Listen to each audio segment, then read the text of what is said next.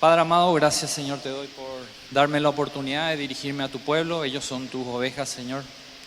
Nosotros simplemente somos instrumento tuyo, Señor, para llevar tu verdad cada domingo, cada vez que nos das la oportunidad de dirigirnos a ellos. Te pido que tu Espíritu Santo sea el que nos esté redargüendo y haciendo entender tu palabra. Quiero, Señor, que seas el dueño de esta reunión, que tú mismo seas el que nos enseñe a cada uno de nosotros todo lo que quieres hacer y quieres mostrarnos en esta mañana.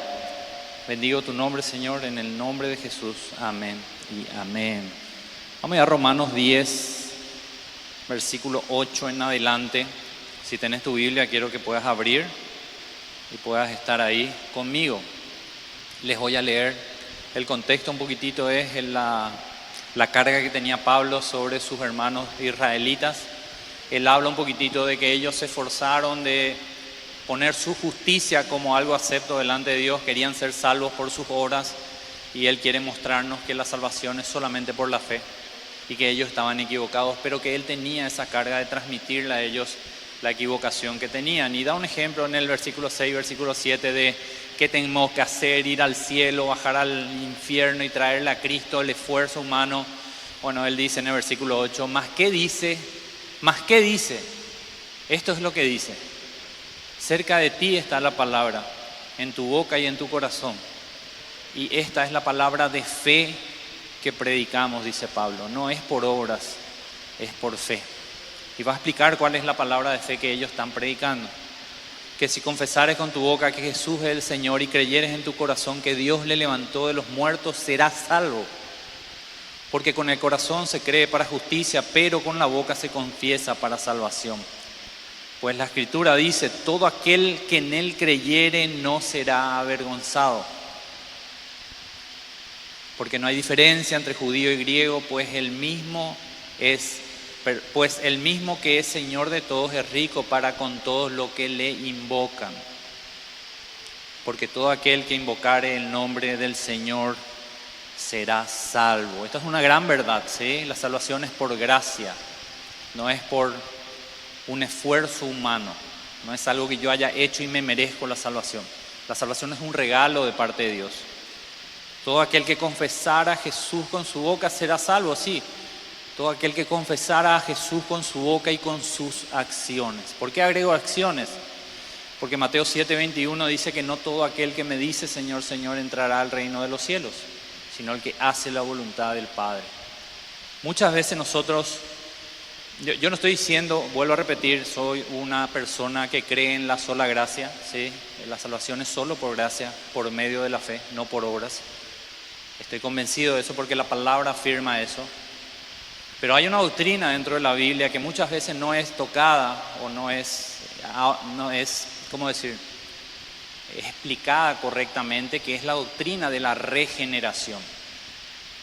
La doctrina de la regeneración. El Señor dice que todo aquel que confiesa al Señor como Señor, Dios lo va a hacer una nueva criatura, como dice 1 Corintios, ¿sí? Pero el sello de garantía o la afirmación de que sos una nueva criatura, ¿cuál es? Vas a empezar a vivir como una nueva criatura. Se va a poder ver, no solo escuchar con tu boca que Jesús es tu Señor, sino ver con tu vida cómo Él te santifica durante tu vida. Corrige tus modales, tu forma de hablar. Él mismo va obrando en vos, así como la palabra de Dios dice que Jesús o Dios mismo empezó una buena obra en vos y Él se va a encargar de terminarla. No existe la persona que confiesa a Jesús como Señor y después sigue viviendo como si Jesús no existiera. Esa persona hizo una falsa declaración a Jesús como Señor. Es uno de lo que dice Mateo 7:21. Así que es muy importante que podamos entender esto. Muchas veces se minimiza lo que es confesar a Jesús con la boca. Y dice, bueno, si yo repito, ya estoy. Ya alguna vez repetí, alguna vez me hicieron repetir, alguna vez lo dije, yo ya estoy arriba. Pero no hubo un cambio en mi vida. Y nosotros pensamos que porque alguien repitió ahí, ay, bueno, ya es salvo. No es así. La palabra habla de que tiene que haber un cambio en su vida. Y de eso quiero hablarles en esta mañana, ¿sí? Que la evidencia de que fuiste salvo por la fe es una vida de santificación progresiva hasta el día que partamos a su presencia. En 2 Corintios 4:6 Pablo dice, porque Dios que mandó que de las tinieblas resplandeciese la luz, es el que resplandeció en nuestros corazones para la iluminación del conocimiento de la gloria de Dios en la faz de Jesucristo. Esto es lo que pasa, porque Pablo utiliza ese versículo del Antiguo Testamento. Pablo lo trae a colación, que Génesis 1:3 dice, Dios dijo sea la luz y fue la luz. Algunos dicen que la mayor demostración de poder de Dios fue la creación. Y es cierto, en alguna manera, sí, de la nada Él creó todo lo que podemos ver con nuestros ojos. Pero, dice acá Pablo, tomando ese versículo, trayendo ese versículo en comparación con lo que hace con cada uno de nosotros cuando nacemos de nuevo, dice que Dios mandó que de las tinieblas resplandeciese la luz. Y ese mismo poder, ese mismo Dios poderoso que hizo eso en Génesis, ese mismo Dios es el que resplandeció en nuestros corazones para la iluminación del conocimiento de la gloria de Dios en la faz de Jesucristo. Dios manda a tu corazón y a mi corazón entenebrecido, perdido, oscuro. Él manda que sea la luz y la luz es. ¿Y cómo Él manda que sea la luz a tu corazón y a mi corazón? Por medio del mensaje del Evangelio. Es la forma en la que Él trae luz a cada uno de nosotros para que podamos ver la magnitud de Dios en la obra, en la vida de Jesucristo. Si no fuera porque Dios hace eso, seguiríamos en tiniebla cada uno de nosotros. Cuando Él hace eso, vos te convertís en una nueva persona. Sos una nueva criatura con una nueva naturaleza. En Ezequiel, el capítulo 36, versículos 26 y 27, nos muestra una de las promesas del nuevo pacto que Dios le dio a los profetas en el Antiguo Testamento. De hecho está eso en Ezequiel 11, en Jeremías 31 también. Pero tomé este versículo porque me encantan los verbos que se usan en estos dos versículos. Dice, y os daré corazón nuevo y pondré, esto está hablando Dios al profeta, ¿se entiende, verdad? Esto no está diciendo Ezequiel, esto está diciendo Dios, porque Ezequiel no puede hacer esto solamente lo puede hacer Dios. Entonces Dios dice, y os daré corazón nuevo y pondré espíritu nuevo dentro de vosotros y quitaré de vuestra carne corazón de piedra y os daré un corazón de carne y pondré dentro de vosotros mi espíritu y haré que andéis en mis estatutos y guardéis mis preceptos y los pongáis por obra. ¿Se dan cuenta cuál es la similitud que hay en todos los verbos? Daré, pondré, quitaré, daré, pondré, haré. Esta obra la hace el Señor en cada uno de nosotros. Todo esto parte de la regeneración que ocurre en una persona cuando se arrepiente de sus pecados y cree en el Señor Jesucristo como Señor y Salvador.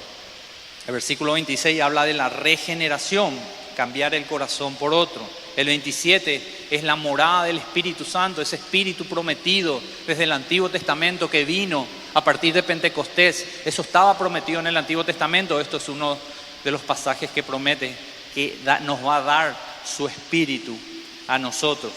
En el 27 también habla de la vida de obediencia que debe haber en una persona a partir de que Dios hace esa obra en nosotros. Y cuando entendemos esto, cuando nosotros valoramos esto, nos damos cuenta que esto ocurrió en nuestra vida, ya nada de lo que viene del mundo nos puede saciar. ¿Se entiende? Ya los placeres del mundo ya no son compatibles con nosotros. Podemos pecar, lastimosamente sí, pero ya no me siento a gusto con el pecado como lo hacía antes. ¿Y por qué? Porque Dios iluminó mi corazón oscuro y me dio un corazón de carne que late con sus latidos y anhela lo que Dios anhela. Entonces el pecado nunca me va a poder satisfacer. El diablo puede tentarnos, por supuesto, pero si caemos en esa tentación, nos va a dar totalmente lo opuesto que Él nos prometió cuando nos tentó, ¿verdad? El diablo te tienta y te dice, si haces esto te vas a sentir bien, si haces esto vas a hacer esto, aquello. Primero el diablo usa la tentación minimizándola, ¿sí? Dice, si haces eso no está tan mal, con tal nadie se va a enterar. La minimiza por completo para que vos puedas caer en esa tentación. Pero si tenés un corazón nuevo, si Dios hizo una obra en vos, si Dios te regeneró, te hizo nacer de nuevo, si caes en ese pecado, lo único que va a ocurrir es que te vas a sentir sucio, asqueroso y vas a anhelar que Dios te perdone por lo que hiciste. Y ahí Satanás empieza a mirar de otra forma al pecado y ahí ya te llama hipócrita. Te vas a ir otra vez a pedirle perdón a Dios por lo que hiciste. ¡Qué vergüenza! ¿Verdad que sí? Esa es la forma que Satanás actúa. Esa es la forma en la cual Él quiere ponernos humillados bajo Él, no bajo Dios, donde debemos estar realmente. Los puritanos en el siglo pasado hablaban de que si vos sos una nueva criatura, si naciste de nuevo, sos una nueva persona, sos una persona distinta, tan distinta que si ganás todo el mundo no te va a satisfacer. Y si perdés todo lo que tenés tampoco te va a echar por el piso. Porque lo más grande que nosotros tenemos es la salvación que Él nos dio, no las cosas materiales que nosotros podamos tener. Pero solo eso lo puede entender una persona que ha sido regenerada. Ahora yo te pregunto si esto es una realidad en tu vida. Esa es la pregunta. En la Biblia es muy clara, esta es la realidad. Esto tiene que ocurrir porque Dios se encarga que ocurra eso en el corazón de una persona que se arrepintió de sus pecados y confió en Jesucristo. Esta es la realidad de cada uno de las ovejas del Señor. La pregunta es si ocurre eso en tu vida. La pregunta es que vos te tenés que hacer y yo me la hago, es ¿realmente soy parte de las ovejas del Señor? ¿Anhelo lo que Dios anhela? ¿Me duele el pecado? ¿O me da lo mismo? Efesios 5:8 hace una declaración Pablo muy interesante.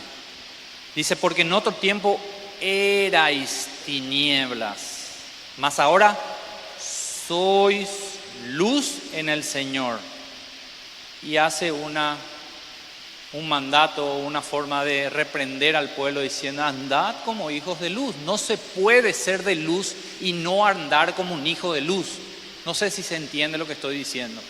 Yo no puedo decir que soy un hijo de Dios, pero me comporto como si Dios no me importara o como si Dios no existiera. Esas son personas hipócritas, lastimosamente. Pablo está diciendo, si sois de luz, tenéis que andar como un hijo de luz. Eso no puede ser de otra manera. Pero me interesan mucho los verbos que usa Pablo también acá. Dice, erais tinieblas. Él no está hablando de que nosotros andábamos en tinieblas, cosa que era así. Él está hablando de tu naturaleza y la mía. Éramos tinieblas. No lo que hacía y lo que deseaba simplemente, sino mi naturaleza era de ser de tiniebla. Pero ahora en la regeneración que Dios hizo en nosotros, Él cambia eso y ahora somos luz, dice. Ahora esa es tu naturaleza. En Ezequiel 37, leímos Ezequiel 36, ¿verdad? La promesa de Dios, pero en Ezequiel 37, Dios quiere mostrarle al profeta cómo será eso. ¿Cómo va a ser eso el Señor en el futuro, en el nuevo pacto? Le voy a resumir el 37 del versículo 1 en adelante. Está el profeta, Dios le lleva delante de un valle de huesos secos, algo que era muy común en esa época porque en los valles se hacían las batallas entre pueblos y pueblos y no había sepulcro, o sea que la gente que moría se quedaba ahí y los huesos seguían quedándose ahí, entonces era algo común. Le lleva a ese lugar y le dice esto en el versículo 3, y me dijo, hijo de hombre, ¿vivirán estos huesos? Esa es la pregunta, imagínense la pregunta que le hace Dios al profeta. La respuesta es la que me encanta. Él no dijo, sí, yo declaro que van a nacer acá la nueva gente. No, Él se somete a Dios como cada una de las personas en la Biblia. Y su oración es, Señor, solo vos sabés esto. Solo vos sabés si esto va a ser así o no. Solo tú lo sabes. Entonces Dios le da la orden de que profetice, de que le hable a esos huesos. Y que Él iba a hacer una obra maravillosa. ¿Cuál era? De que esos huesos iban a volver a vivir. La carne, los ligamentos, los músculos, las venas, los órganos, todo iba a volver a ponerse en su lugar. Una obra que no podemos ni imaginarnos cómo habrá sido. ¿Sí? Pero eso, cuando nosotros lo leemos acá, decimos, bueno, qué importante, qué interesante, qué impresionante tal vez, ¿verdad? Pero aquí estamos frente a lo que ocurre cuando una persona nace de nuevo. Una persona que no nació de nuevo está muerta en su delito y pecado, muerta. Y cuando nosotros vamos y hablamos el mensaje de salvación que es el Evangelio, lo que ocurrió en Ezequiel 37 o lo que se muestra ahí gráficamente es lo que ocurre en nuestros corazones o en el corazón de cada uno de los pecadores. Nacen de nuevo, estaban muertos, ahora están vivos, estaban en tiniebla, ahora son luz. Y cuando nosotros vamos a compartir el Evangelio con otra persona, debemos acordarnos de esto. Esta persona lastimosamente está muerta en su delito y pecado. Y si no, Dios no interviene, esa persona no va a nacer de nuevo.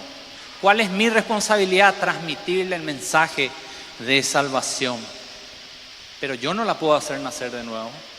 Esa es una obra exclusiva de Dios. Extraordinario es lo que ocurrió a nosotros. Que ahora estamos vivos delante de Dios. Somos nuevas criaturas. Porque antes, Efesios 2:1 dice, estábamos muertos en nuestro delito y pecado, en los cuales anduviste en otro tiempo, siguiendo la corriente de este mundo, conforme al príncipe de la potestad del aire y el espíritu que ahora opera en los hijos de desobediencia. Esto Pablo le está hablando a la iglesia de Éfeso.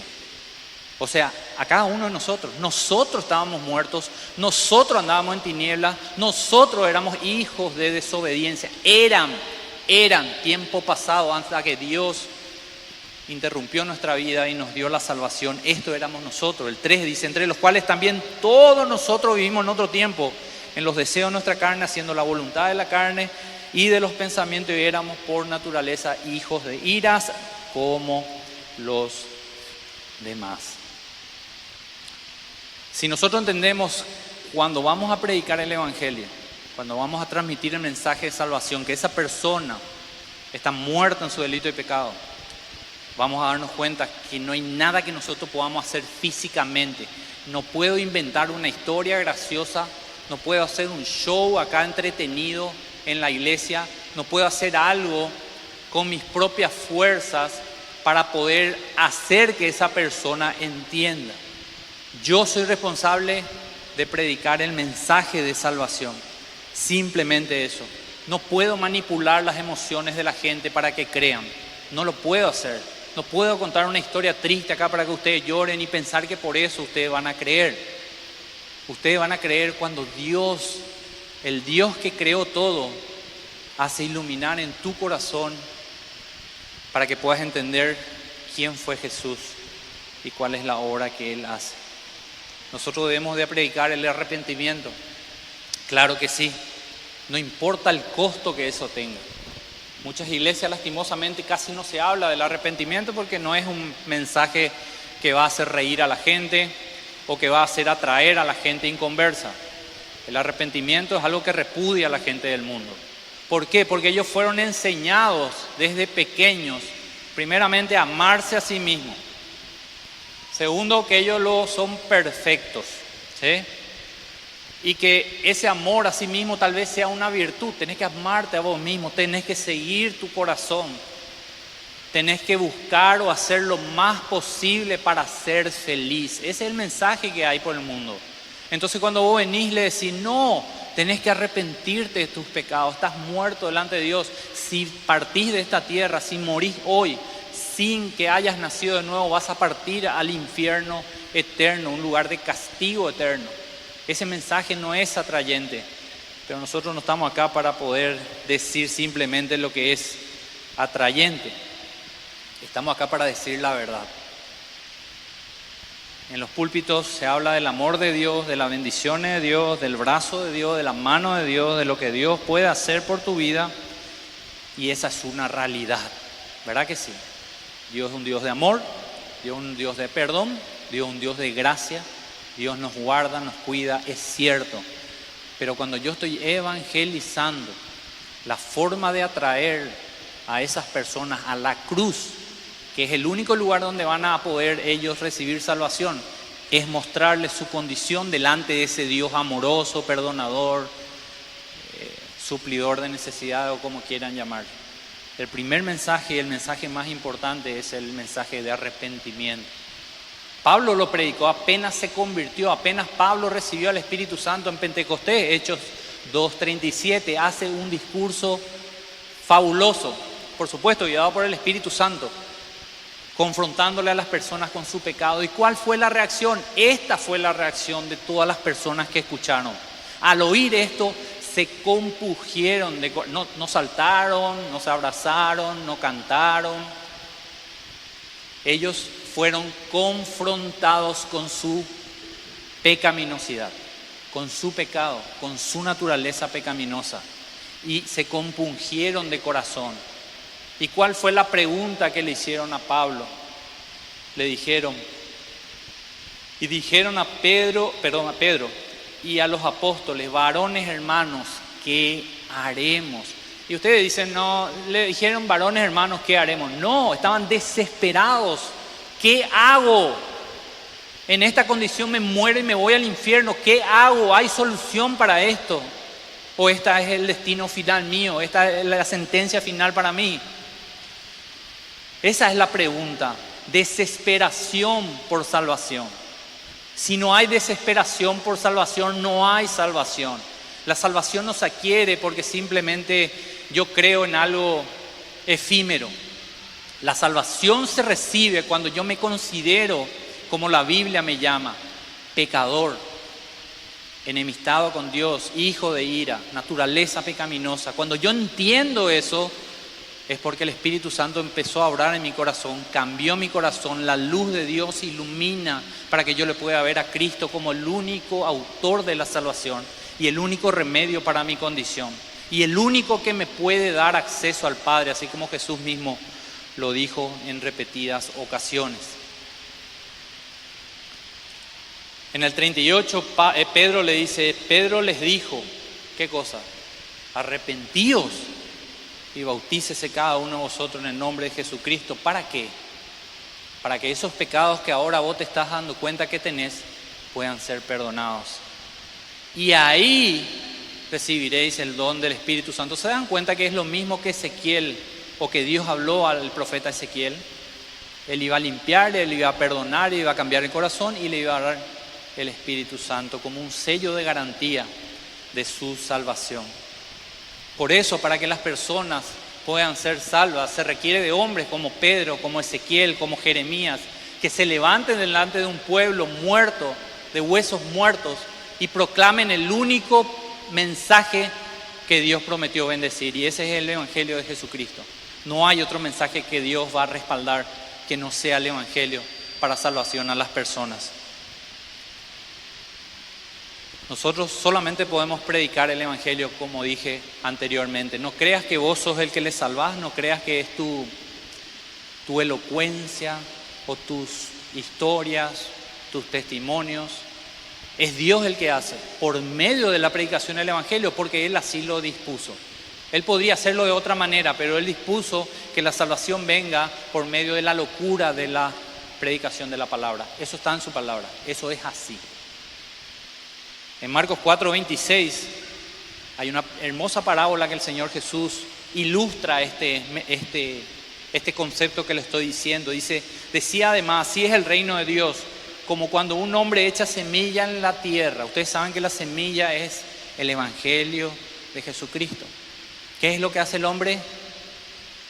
Echa semilla a la tierra. A un corazón muerto, Él pone la semilla del Evangelio. ¿Y qué hace en el 27? Y duerme y se levanta de noche y de día, y la semilla brota y crece sin que Él sepa cómo. Nosotros somos simplemente sembradores, el crecimiento lo da el Señor, eso es categórico. Vos no tenés ningún mérito en ti mismo o en vos mismo de que una persona se haya salvado. Vos simplemente fuiste un instrumento usado por Dios para que esa persona escuche el mensaje que le iba a salvar. El crecimiento lo da simplemente el Señor. Un ejemplo que suelo poner es, tenemos un parlante, ¿verdad? Nosotros somos ese parlante, JBL es la marca. Si yo me callo, ese parlante no emite nada, ¿verdad? Ahora, cuando el dueño del micrófono es el que está hablando, ese parlante emite el sonido que debe emitir. Así somos nosotros, somos simplemente parlantes.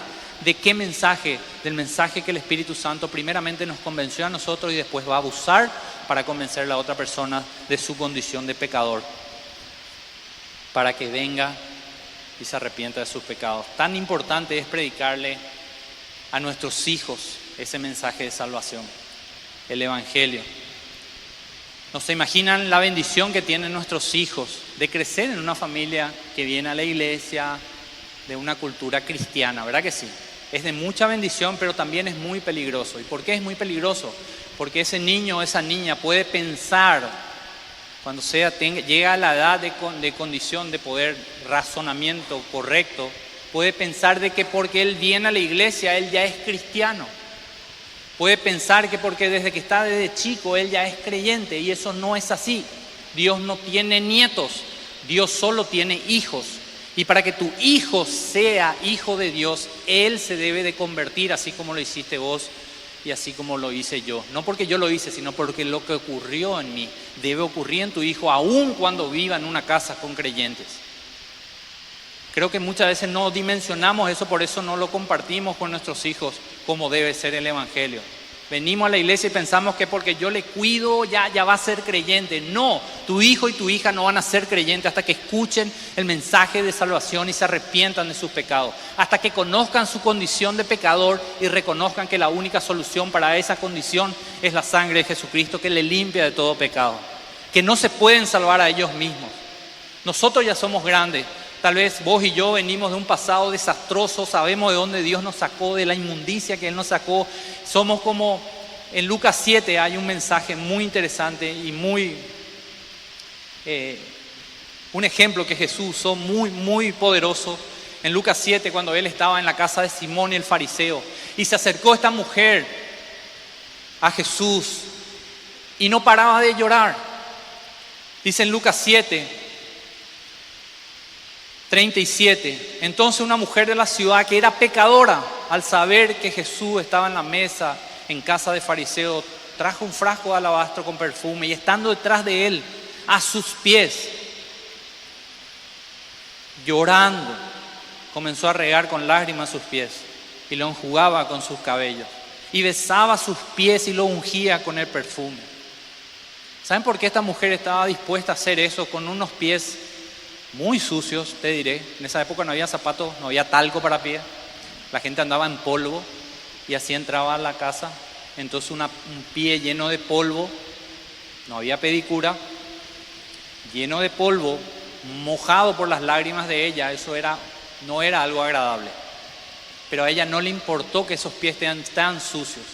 ¿Por qué? Porque ella sabía que su corazón estaba aún más sucio de los pies de Jesús en ese momento. Ella reconoció que era una persona pecadora. Y Cristo alabó eso. Y Cristo le dijo a Simón, ¿sabes por qué?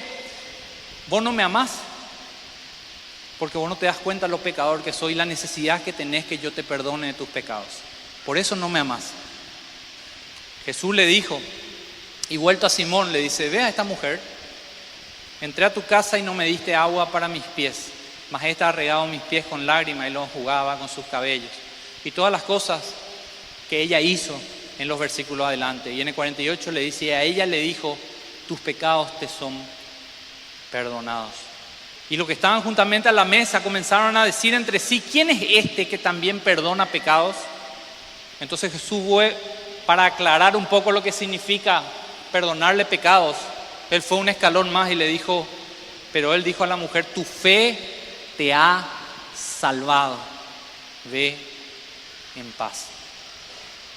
Muchas veces debemos de comprender, o siempre debemos de entender, que el Señor nos rescató de una vida que no le agradaba a Él, que por gracia somos salvos, por medio de la fe, por supuesto. Pero esto no es de nosotros, es un don de Dios. ¿Para qué Dios hizo de esa manera? Para que nadie se gloríe, para que la gloria sea siempre para Él. Tu hijo crecieron rodeados de un entorno o del ambiente de la iglesia. Y vuelvo a repetir, eso es bueno. Eso es buenísimo, pero no es suficiente. Eso es buenísimo, pero no suficiente. Ellos necesitan oír, necesitan comprender el mensaje del Evangelio, necesitan aceptarlo. Necesitan orar cada noche contigo, sabiendo de que deben pedirle perdón a Dios por sus pecados. No deben de pedirle juguetes para Navidad. Deben de saber que necesitan recibir el perdón de Dios. Pero para eso tienen que entender lo horrendo que es el pecado, para que puedan apreciar lo precioso que es el perdón. De otra manera no va a ocurrir. Lamentaciones 3:22 dice: por la misericordia de Jehová no hemos sido consumidos. Y esto es una declaración que vos y yo debemos saber de memoria. Si hoy llegaste a la iglesia, si hoy estás acá sentado escuchando un mensaje de parte de Él, es por la misericordia de Dios que te dio un día más de vida. Es porque Dios perdonó tus pecados y te hizo levantarte de vuelta. Es porque Dios no te tomó en cuenta tus pecados, sino fueron lavados por la sangre de Cristo. Es porque Dios derrama una gracia genérica sobre el mundo. Dice que hace llover y hace salir el sol sobre justo e injusto. Por eso un pecador cuando peca ya no muere. Porque la paga del pecado es muerte, pero Dios da una gracia genérica. Y para nosotros eso se llama misericordia. Él nos perdona aun cuando pecamos. Él nos perdona si acudimos al trono de gracia y misericordia para obtener perdón y misericordia. Dice, porque nunca decayeron sus misericordias. Esto es lo que te tiene que poner feliz a vos. Que nunca decaen sus misericordias. Y de que el versículo siguiente, el 23, dice, nuevas son cada mañana. ¿Por qué nuevas son cada mañana? Porque vos y yo necesitamos cada mañana esa misericordia. Si no, no nos levantamos. Nunca le pidas a Dios, Señor, hazme justicia. No. Vos lo que necesitas es gracia. Vos lo que necesitas es misericordia, no justicia. Si Dios te va a pagar por tus pecados, no vamos a levantarnos nunca. Y cuando más leemos su palabra, más nos convencemos de esto. Cuando más escucho el Evangelio, más me doy cuenta de la gracia y misericordia de Dios. Y más agradecido estoy a ese Dios. Y así como en Lucas 7 dio el ejemplo Jesús, más le amo a ese Dios que me perdonó tanto. No porque yo haya sido un asesino, porque no hace falta ser un asesino, un drogadicto, un violador o lo que sea, una prostituta, para decir de ahí Dios me sacó. No, si yo soy una persona moral, si yo me porto bien, si yo tengo un buen matrimonio, tengo hijos, no soy adúltero, por lo menos físicamente, eso no me hace acepto a Dios. ¿Se entiende? El único acepto a Dios acá en la tierra fue Jesucristo, que cumplió la ley de pie a cabeza. Los demás estamos todos condenados. No importa si no haya sido un violador o un asesino. Jesús en el Sermón del Monte lo dijo, ¿verdad? No hace falta que asesines a tu hermano. Si ya le amas fauto, vas a ser expuesto al fuego eterno.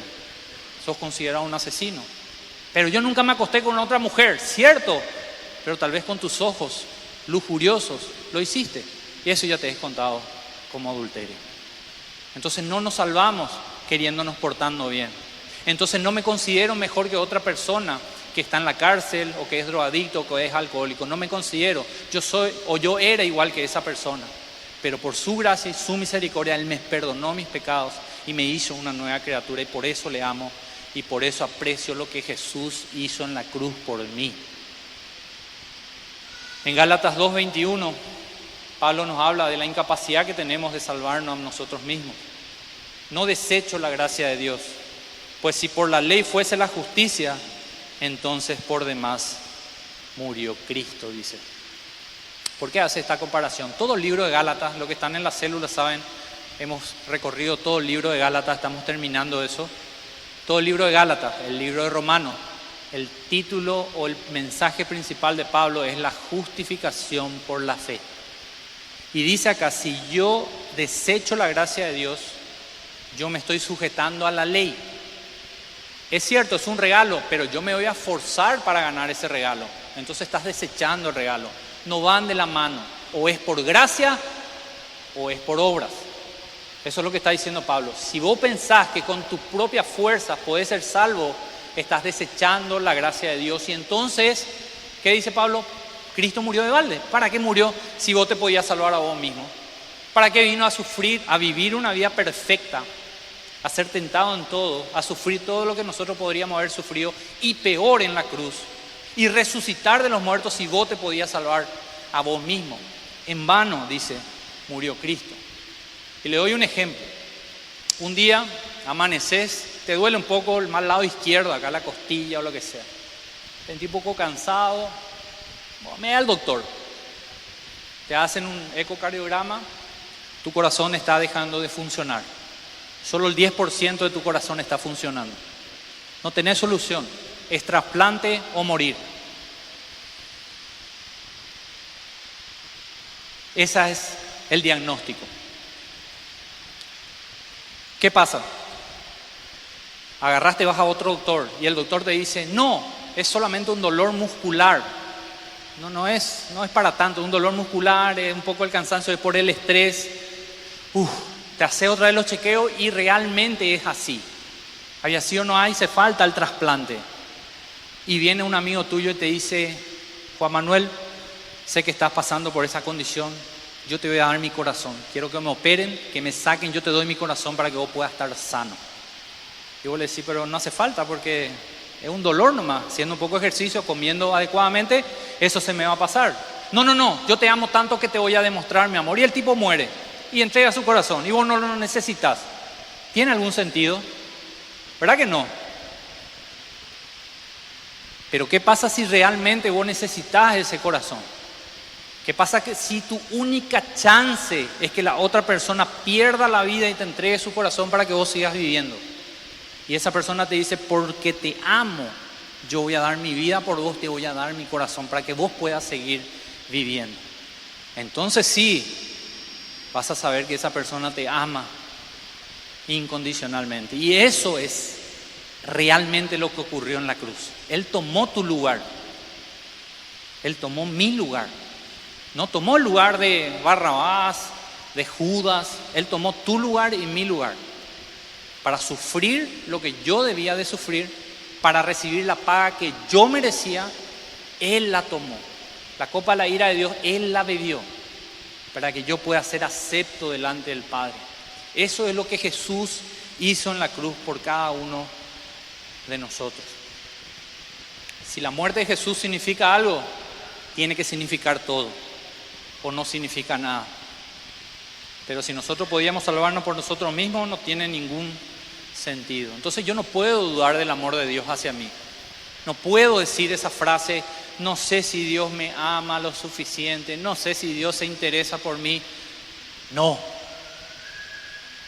En la cruz está demostrado el amor del Señor por vos y también por mí. Y en esa cruz que se recordó el viernes anterior y el domingo, la resurrección de Cristo, en esa cruz o en ese monte de Gólgota, habían 3 cruces, ¿verdad que sí? No era solo Cristo, habían 2 personas más, una a la derecha y otra a la izquierda. En Lucas 23:32, vamos a ver un poquitito la historia de esta persona, que no tiene nombre en la Biblia, pero es muy conocida. Conocida como ¿qué? Como el ladrón de la cruz, ¿verdad? No porque robó una cruz, sino que porque murió en una cruz por ser ladrón. Podríamos decir, solamente en estos versículos que habla de este personaje, podríamos hablar meses de él.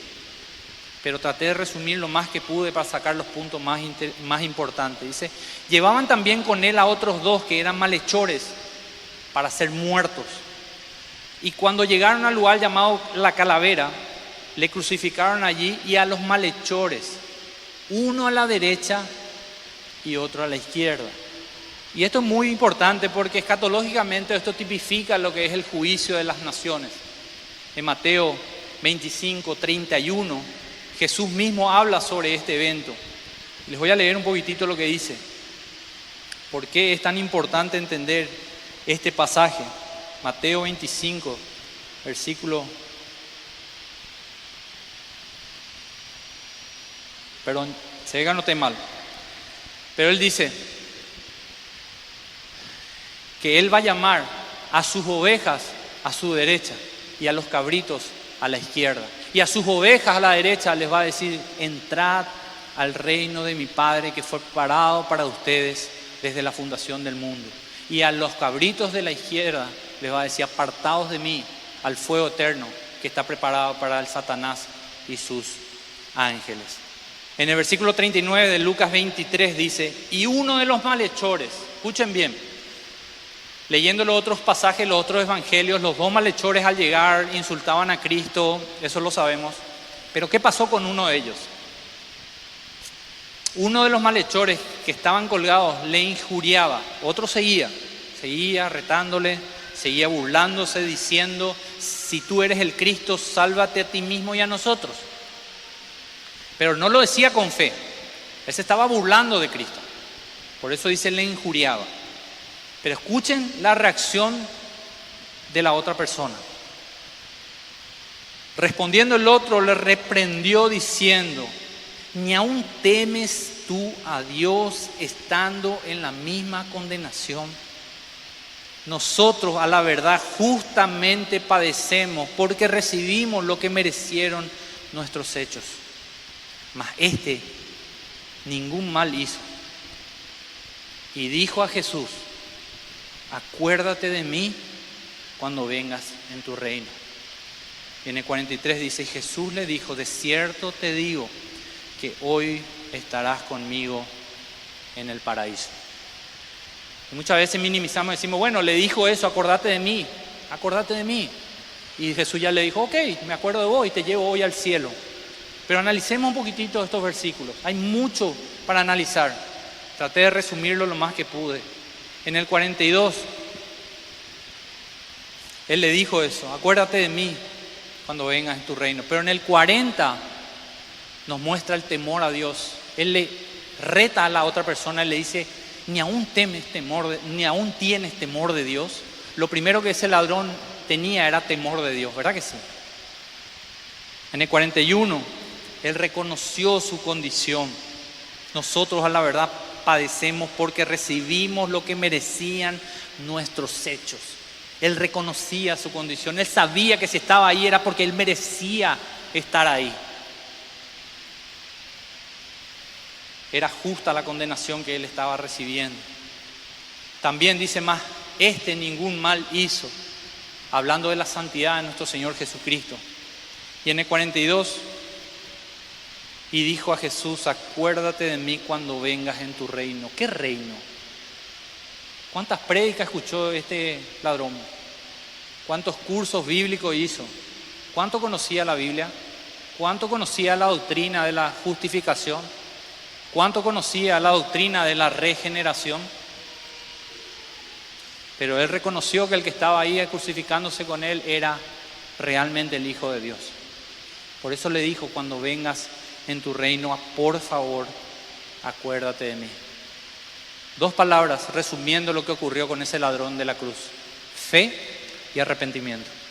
Las 2 palabras que predicó Jesús cuando inició su ministerio, las 2 palabras que se predicó durante todo el Nuevo Testamento por medio de los apóstoles: fe y arrepentimiento. Sin eso no podemos acceder a la salvación. Esta es una clara demostración de lo que predijo el profeta Ezequiel, en Ezequiel 36 que leímos. Una persona que estaba muerta, huesos secos, una persona con un corazón de piedra, de repente, por obra del Espíritu Santo en él, en esa cruz, en la agonía, y la luz resplandeció en su corazón para que pueda ver la gloria de Dios en la faz de Jesucristo. Y eso es una obra del Espíritu Santo. Ahí no había predicadores, nadie le estaba predicando al ladrón, ¿verdad que no? 1 Corintios 12:3 dice que nadie puede llamar a Jesús Señor si no es por medio del Espíritu Santo.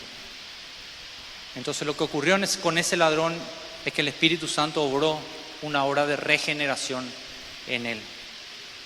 La oración de este ladrón no era una demanda hacia Jesús, no era hoy decreto, hoy declaro, hoy te ordeno que yo esté contigo. No, era una oración de ruego y súplica. Señor, acuérdate de mí cuando vengas en tu reino. No lo merezco, Señor, pero apelo a tu gracia y tu misericordia.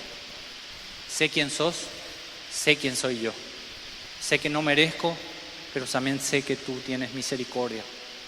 Y que si yo reconozco mis pecados, los confieso delante de ti, voy a obtener perdón para mis pecados.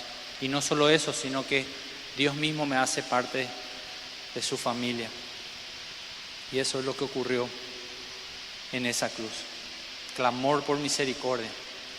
La diferencia entre esos dos ladrones no era que uno era bueno y el otro malo. La diferencia es la obra que hizo Dios en uno de ellos para reconocer su condición y acceder al perdón que estaba a metros de él. La única persona que podía limpiarle sus pecados estaba siendo crucificado ahí cerca. Y no porque esté crucificado, él le minimizó. Él reconoció, y todas esas cosas ocurrieron porque el Espíritu Santo le trajo convicción de pecado. Hay una gran profundidad en la sencillez de la fe de este ladrón. Y es un gran aliento para vos y para mí, para acudir a ese trono de gracia. Si no lo hiciste nunca, hoy podés hacerlo. No para pasar al frente, sino ahí donde estás nomás, comprendiendo, entendiendo. Y yo rogándole al Señor que el Espíritu Santo haga una obra en tu vida y te muestre tu condición y te muestre la única forma en la cual podés ser salvo, que es por medio de la obra de Jesucristo. Lo que hace el Espíritu Santo es conducirte a la cruz para que veas cuál era tu destino y le des gracias al que tomó tu lugar. Quiero que te pongas de pie ahí para finalizar y orar. Siempre, siempre, hermano, hermana, que compartimos el Evangelio, debemos hablar del pecado. Debemos confrontar a la gente con su condición. No porque seamos malos,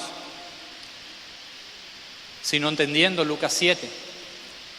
Entendiendo que si esa persona entiende su condición y entiende que Dios le perdona, le va a amar mucho a Dios. ¿Querés que la gente le ame a Dios? Hablarle de su pecado, hablarle de su condición primeramente y hablarle de que ese perdón y misericordia están a disposición de toda persona que cree y confiesa a Jesucristo como Señor y Salvador. Y el Espíritu Santo se va a encargar del resto. Orá por tus hijos, por supuesto, pero no cierres tu boca del Evangelio. Abrí tu boca y hablarle del Evangelio hasta que ellos comprendan, hasta que ellos se conviertan al Señor. Padre, te doy gracias, Señor, por tu mensaje. Gracias porque primeramente hiciste esta obra en nosotros, Señor, maravillosa. No tenemos forma de agradecerte, Señor, que nos hayas rescatado. Nada que hagamos en esta tierra va a poder compararse con el amor que nos mostraste en esa cruz. Gracias por salvarnos. Gracias por cambiar nuestro corazón. Gracias por quitar ese corazón de piedra y poner un corazón de carne que late con tus latidos, que tiene una inclinación innata hacia tus mandamientos. Gracias, Señor, porque como Ezequiel decía, Señor, tú nos diste de tu Espíritu Santo que mora en nosotros, que es el que nos convence de justicia, de pecado y de juicio. El Espíritu Santo morando en nosotros es el que nos lleva a leer tu palabra, a comprenderla, y también es el que nos hace obedecerla. Porque Él cambió nuestros anhelos y nuestros deseos. Ya no deseamos el pecado. Si bien estamos expuestos todavía y fallamos delante de ti, pecamos delante de ti, esa ya no es nuestra naturaleza. Y te doy gracias por eso, Señor.